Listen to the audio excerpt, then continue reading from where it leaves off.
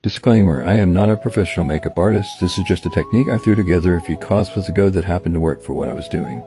For this, you will need a stipple sponge, concealer in your color, a thin, stiff, angled brush, a foundation sponge or brush, and eyeshadow in both black and brown. First, you want to cover any blemishes.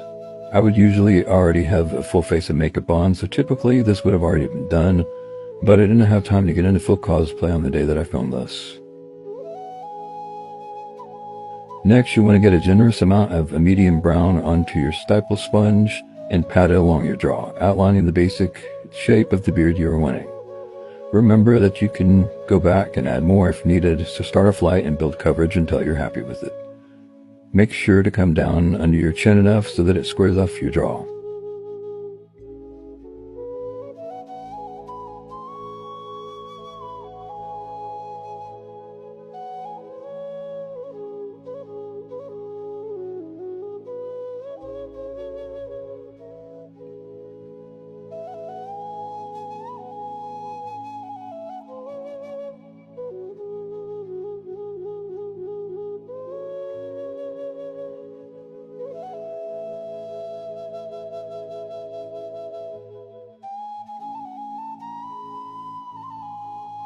Next, you want to take your angle brush and get a light amount of black on it.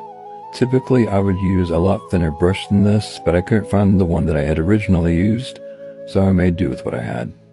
Make thin, consistent lines down along where you use your stipple sponge. You will need to overlap them so you don't have weird patches in your beard. It is okay to go a little bit outside of where you put your base level, because you can always go back and clean it up later, so don't sweat it.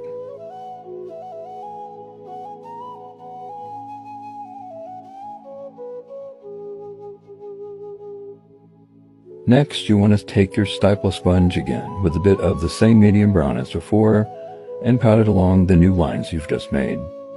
This is just to blend it in and make the lines not so bold, I guess.